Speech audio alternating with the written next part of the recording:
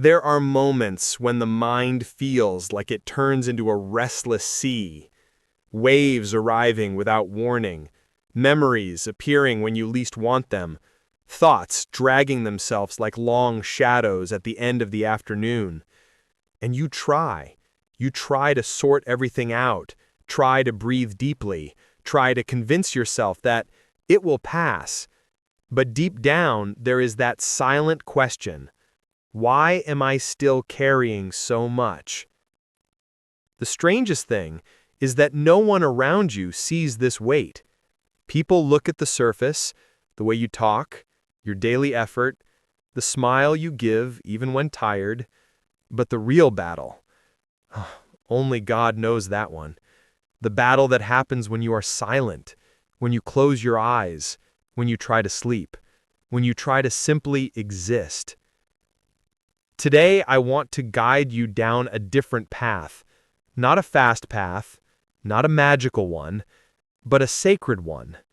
A path that begins when you make the most spiritual decision of all, to surrender your thoughts to God. Because there is a peace that does not depend on what's around you, a peace that does not waver when circumstances change, a peace that doesn't need control to exist. It is born at the very moment you admit, I can't do this alone, but God can. And that's why you're here. Not by accident, not out of habit, but out of a need of the soul. Today we're walking inward, where your thoughts hide, where fears are formed, where God desires to place light. Breathe, and allow Him to enter the place where you're tired of fighting alone. The curious thing is that we almost always believe controlling our thoughts is a matter of strength. We try to push them away, like someone trying to hold back a flood using only their hands. And the more we fight, the more they return, the louder they become, the more space they take inside us. It's as if our mind has a life of its own, and sometimes it feels stubborn. But Jesus never asked you to conquer your mind alone. On the contrary, He invites you to rest in Him. He says, "Come to me, all you who are weary and burdened, and I will give you rest." That is not poetry, it is direction. It is God saying, stop fighting without me. And maybe you've never noticed, but many of your thoughts were born from old battles, words that hurt, fears you didn't choose to feel, moments that marked you deeply. And the mind holds all that as if stacking boxes in a dark room no one ever organizes. And what if today God invited you to open that room, not to shame you for what's inside, but to show you that He is not afraid of your deep messes. He enters where no one else enters. He goes where you avoided going for years. He touches what you thought would never heal. The peace that is born when you surrender your thoughts to God begins right here, in acknowledging that He doesn't run from your complexity. He doesn't get lost in your chaos. He doesn't get tired of your tired mind. He wants to teach you how to breathe again, how to think again, how to live again. There is a quiet spiritual truth, almost hidden, that many people go their whole life without realizing. Your thoughts are not your masters. They do not define who you are. They have no authority over your destiny. They simply pass. Some stay longer. Some are loud. Some brush against your soul and disappear. But none of them is greater than the God who dwells in you. When Jesus said, "My peace I give to you, not as the world gives," He was speaking of a kind of peace that does not depend on the silence of the mind, but on His presence within you.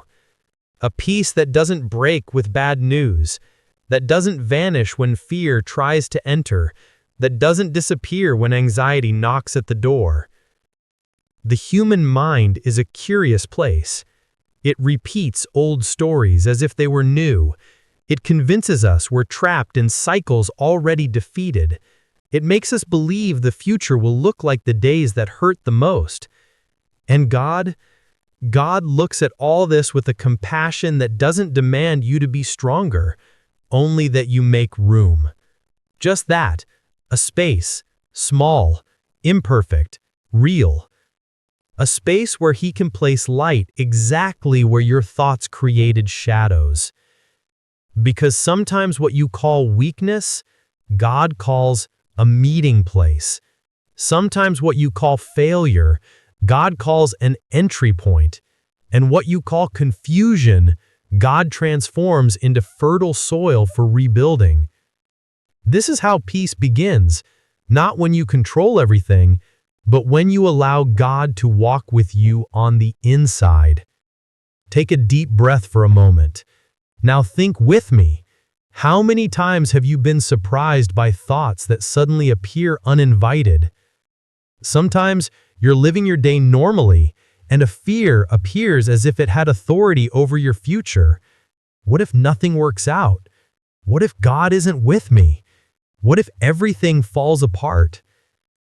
The truth is simple, though it feels complex. Those thoughts do not come from God. They are noise, inner shadows pretending to be reality. And right there, at the point where everything feels confusing, surrender begins. When you breathe and say, honestly, even if your soul is trembling, Lord, I give this to you. These thoughts are too heavy for me. And then something shifts. It's not magic, not spectacle, not cinematic, but it's real as opening a window after years of a room kept shut. Light enters, dust moves, and you realize the fear wasn't as big as it seemed when hidden in the dark. Jesus does exactly that. He takes what scares you and gives back peace. A deep peace. The peace Paul described as beyond all understanding. A peace that doesn't need explanation because it simply works within you. And you need to hear this. You are not strange for thinking too much. You are not weak for feeling fear. You are human, and God understands humans deeply. And within your heart, He gently repeats, surrender. I'll take care of it. You know, there's a place within you where thoughts form before they become words. It's like a secret room of the soul. And often, this room is filled with stacked boxes, old memories, silent fears, worries you never told anyone. But God knows that place. He enters there without forcing, without knocking hard, without invading, because He is Father, and loving fathers enter gently. He sees everything you try to hide, even from yourself. And you know what's most surprising? He's not afraid of your inner mess. He's not startled by your anxiety. He's not disappointed by your confusion. He looks at all of it and says with transforming tenderness, let me help you carry this. The problem has never been the thoughts themselves. The problem is believing you must face them alone, as if God were too busy to listen, as if He had bigger things to deal with. But you were never too small for Him. Never. The same God who calms storms also cares about the storm in you. And when you surrender your thoughts to God, something subtle and powerful happens. The mind becomes lighter. The chest breathes without pain. Silence stops being frightening. And the soul begins to learn a new rhythm. Because God doesn't just replace your thoughts. He renews your way of thinking. He teaches you to see with different eyes. Eyes of faith. Eyes of rest. Eyes of someone who finally believes they don't have to fight alone. When Jesus said, "Come to me, all you who are weary and burdened," He wasn't speaking only of tired bodies. He was speaking of the mind. of thoughts that never quiet down, of worries you try to push away but that return stronger at night. And maybe you've lived exactly that. Maybe you closed your eyes one night and realized that even though your body was lying down, your mind remained standing, restless, spinning like a broken clock. Maybe you whispered, "God, I just wanted to rest." And God heard. He always heard, even when your request comes with silent tears or a tiredness too heavy to form a beautiful prayer. The rest Jesus offers is not merely the absence of thoughts, it's His presence. It's when His light enters slowly within you, filling spaces once occupied by worries, fears, and plans that didn't work out. Because when you surrender your thoughts to God, He doesn't return them empty. He returns them transformed. He replaces weight with purpose, anxiety with direction, confusion with wisdom, chaos with peace. This peace is not built by human effort. It doesn't grow from techniques. It doesn't appear because you tried not to think. It is born from encounter, the meeting between your vulnerability and God's perfect love. And in that encounter, you realize God is not merely watching your mind from a distance, He is guiding each thought to a safe place, a place where you can breathe and finally say, "I trust you." Imagine for a moment if you could see your thoughts as small stones in the palm of your hand. Some light, almost unnoticeable. Others heavy, so dense they mark your skin. Now imagine Jesus approaching, as He did with Mary Magdalene, with Zacchaeus, with the rich young ruler, with every person who carried invisible burdens. He extends His hands not to judge what you carry, but to ease what you were never meant to carry alone. That's how God treats your thoughts, with tenderness, with understanding, with that love that doesn't require you to be strong all the time. You don't need to hide what you think. You don't need to look steady when inside everything is trembling. God doesn't expect you to clean your mental room before giving it to Him. The truth is that your thoughts are like seeds. Some grow in gardens of peace, others sprout in fields of fear. But when you surrender everything to God, He becomes the perfect gardener, pulling out what hurts, nurturing what strengthens you, planting what you didn't even know you needed. And in this sacred gardening, you learn something precious. What you think about yourself is not more important than what God thinks about you. And He sees you as capable, loved, guided, chosen. Peace is born right there, in the moment you realize your thoughts no longer have the power to imprison you, because now they belong to God. And in His hands, everything finds its place. There comes a moment in the spiritual walk when you begin to realize that the mind is not an enemy. It is sacred ground waiting for the right voice. And when God's voice enters this space, something quiet and powerful happens. He doesn't shout, He doesn't push, He doesn't invade. He simply approaches, as He did with Elijah on Mount Horeb, not through the strong wind, not through the earthquake, not through the fire, but in the gentle whisper. It is in this whisper that God reorganizes thoughts. It is in this whisper that He heals memories. It is in this whisper that He puts back into place what fear displaced. Because the human mind is like a house full of doors, some wide open, others locked for years. And God, patient as always, touches each door gently. He doesn't break in. He waits for you to open.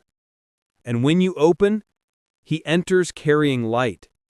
Not light that exposes to shame, but light that reveals to heal. Light that shows you not alone. Light that drives away anxiety like dust blown off an old shelf. And you begin to remember his promises, not because someone repeated them to you, but because they become alive inside you. My peace I leave with you. My peace I give you. That's what Jesus said. And when he said it, he wasn't describing a feeling. He was offering a reality. And that reality begins to take shape when you make a simple and profound choice: to surrender your thoughts to God, to let him be the guardian of your mind, the gardener of your inner world, the comfort that organizes the chaos and restores the breath of your soul. There is a truth that changes everything. Peace is not born when problems end. It is born when thoughts surrender. And that is one of the most beautiful mysteries of faith. Because Jesus never promised life would be simple, but he promised that the mind could find rest even in the midst of battles. That's why he says in Matthew 11:28, "Come to me, all you who are weary and burdened, and I will give you rest." It's not geographical rest. It's not circumstantial rest. It is mental, spiritual, inner rest. A rest that happens exactly where your deepest unrest lives, in your thoughts. Imagine your mind as a sea, sometimes calm, sometimes stormy. And Jesus, as in the storm, steps into the boat of your consciousness and says, just one phrase, quiet, be still, and the sea obeys. Maybe you've lived days when your mind felt too full, thoughts entering without permission, worries echoing, fears repeating, exhaustion forming storms. But you don't have to fight alone. You don't need to overcome every wave with your own strength. The peace God gives is not earned, it is received. It happens when you breathe deeply and say, Lord, these thoughts are yours now. I surrender them. I rest in you. And when you say that, something begins to change. Not from the outside in, but from the inside out. Like a lamp turning on in a dark room. Like a flame choosing to remain lit even in the wind. Now that we've reached the end of this reflection, I want you to allow a truth to find a deep place in you. The peace of God is not fragile. It does not depend on what happens around you. It is born when you surrender the thoughts that exhaust you and receive the rest only the Lord can give. Sometimes we wait for life to organize itself before we finally feel peace. But God works the other way around. He plants peace in the middle of chaos. He breathed peace to the disciples in the midst of fear. He spoke peace to the wind while the boat shook. And he does that with you too. Because true transformation doesn't begin in circumstances, but within. It begins when the mind lets go of control, when the heart gives space to trust, when you finally admit, Lord, I can't do this alone, but I trust what you're doing in me. And in that surrender, something quiet happens. The soul calms. Fear loses strength. The heart finds a new rhythm, no longer guided by anxiety, but by hope. It's as if God touches areas you thought were lost and softly says, I'm here. I'm still working in you. So may this peace, the peace born when you surrender your thoughts to God, accompany your steps, illumine your choices, and be your daily refuge. If this message spoke to you, I invite you, subscribe to the channel to keep walking with me in faith and hope, and leave the word rest in the comments as declaration, prayer, and surrender. May the Lord surround you with light, grace, and deep peace. Amen.